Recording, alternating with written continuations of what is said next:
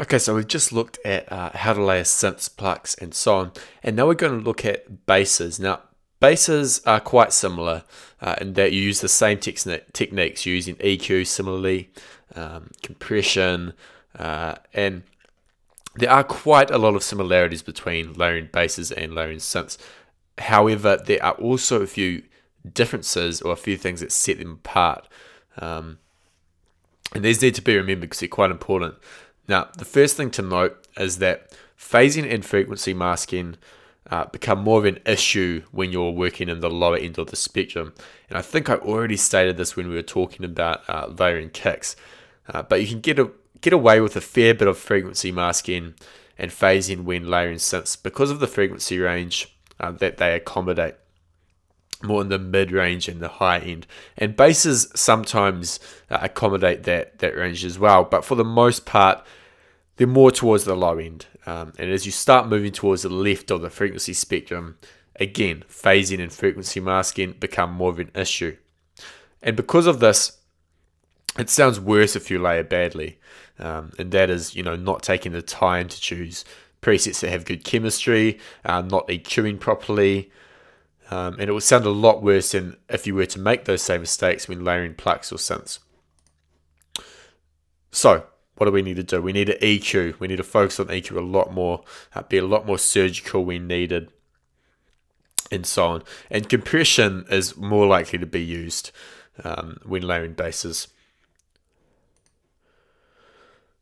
But depending on genre, and unlike synths, basses sometimes don't need to be layered at all. And in certain cases, it can often be a bad idea to layer basses because, sometimes simplicity provides the most impact. For example, a simple saw wave can provide far more impact than 3 to 4 different layers. And you can hear this in a few artists to put out there. Mark Sixma, for example, massive songs, but his basses are always very simple. His kick and bass is super simple, and I'd be willing to bet that it's only 1, maybe 2 layers at the most. Same with Real and all those kind of artists who have that big anthemic sound with very simple bass. So again, depending on genre, it's often unnecessary and even a bad idea to layer basses. But when you move into genres such as electro, dubstep, the modern kind of trance sound, where it's very electro influenced, then layering basses does come into play, as we'll see. Also, when layering basses, volume and layer prioritization are much more important. So, you're going to take a lot more time to make sure that each layer is at its right volume in relation to each other layer, and that you have sort of a prioritization in terms of the layers you have. So you might have the fundamental sound, and then your second layer is more important than the third layer, and so on.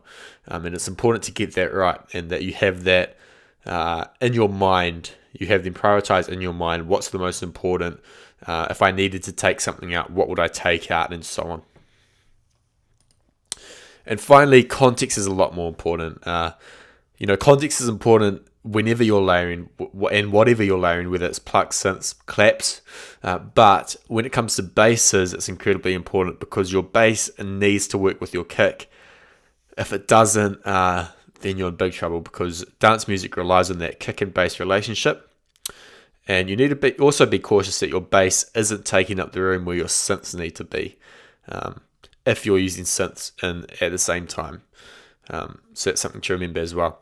So these are just a few things to remember about layering bass and how they differ from layering synths.